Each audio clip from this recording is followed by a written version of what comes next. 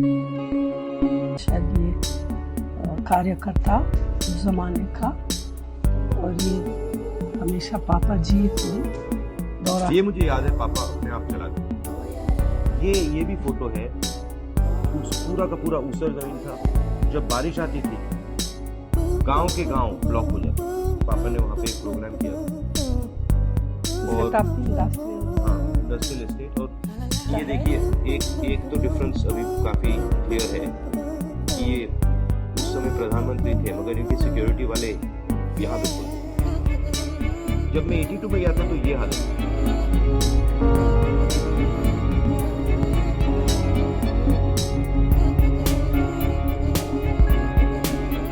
पहली बार आप रायबरेली कब 81-82 शुरू किया था। हम लोग जाते थे मेडिकल कैंप, बहुत सारे अच्छे डॉक्टर लोग थे वहाँ के, दिल्ली के, सेवा करने के लिए ये लोग हमेशा मदद करते थे। हमारे परिवार का अमेठी रायबरेली से 100 साल का रिश्ता है। 1921 से पंडित जी का जीवन शुरू किया, और एक किसान का लीडर था बाबा रामचंद्र, उनको मैसेज भेजा कि चलो मिलेंगे, और पंडित जी को अपना दुख बताया, मैं भी जाऊँगा पंडित जी प्रतापगढ़ पहले, क्योंकि सबसे ज़्यादा किसान का जो था प्रतापगढ़, और फिर रायबरेली भी, और एक दो और नज़दीक के जगह। रायबरेली वैसे राहुल के दादा फिरोज गांधी वहाँ के एमपी थे 33 से। परदादा ने अपना काम, अपनी पॉलिटिक्स रायबरेली में आंदोलन से शुरू की थी अंग्रेजों के खिलाफ।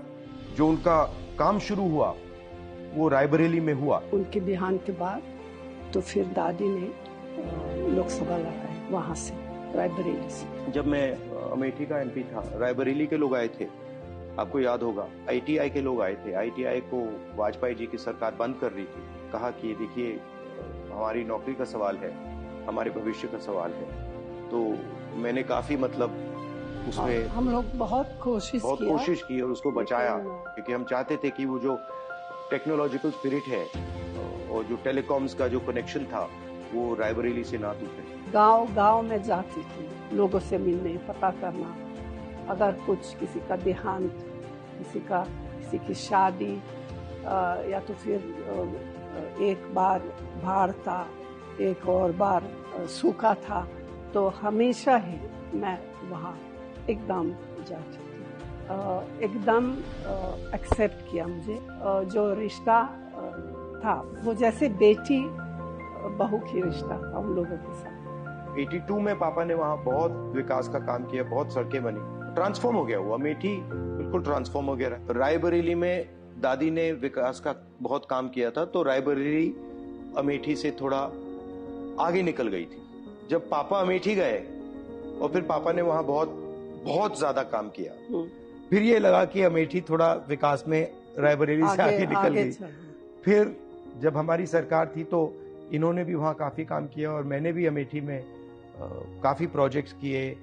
एक सड़क की कनेक्टिविटी, तो मेरी कोशिश थी कि ज्यादा से ज्यादा सड़कें, नेशनल हाईवेज, सीआरएफ सड़कें हम अमेठी में लाएं और अमेठी को बाकी देश से जोड़ें। दूसरा था सेल्फ हेल्प ग्रुप का काम, जिसमें हमने लाखों महिलाओं की मदद की, बैंक अकाउंट से उनको जोड़ा, उनकी जिंदगी बदली। तीसरा जो इंस्टीट्यूशंस हैं, पेट्रोलियम इंस्टीट्यूट और सीआरपीएफ ट्रेनिंग कैंप, और शायद जो सबसे बड़ा काम था जिसको बीजेपी के लोगों ने रोक दिया और जो अमेठी और रायबरेली को ट्रांसफॉर्म कर देता, वो था फूड पार्क, जिसमें हम 40 अलग अलग कारखाने ला रहे थे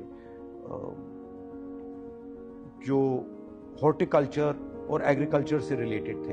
और मेरी सोच थी कि वो फूड पार्क अमेठी और रायबरेली का चेहरा ही बदल देगा, और उसको बीजेपी के लोगों ने रोक दिया। तो यही प्लान मेरा रायबरेली के लिए है कि रायबरेली को बाकी देश से जोड़ा जाए, वहाँ पे मैन्युफैक्चरिंग यूनिट्स और फूड प्रोसेसिंग की स्ट्रेटजी हो।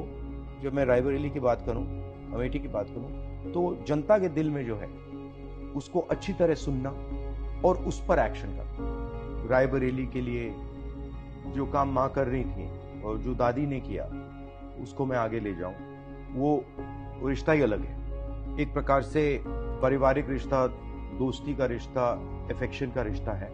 तो जैसे मेरा माँ के साथ रिश्ता है, बहन के साथ रिश्ता है, वैसे ही वहाँ के लोगों के साथ हमारा रिश्ता है, वही फीलिंग है।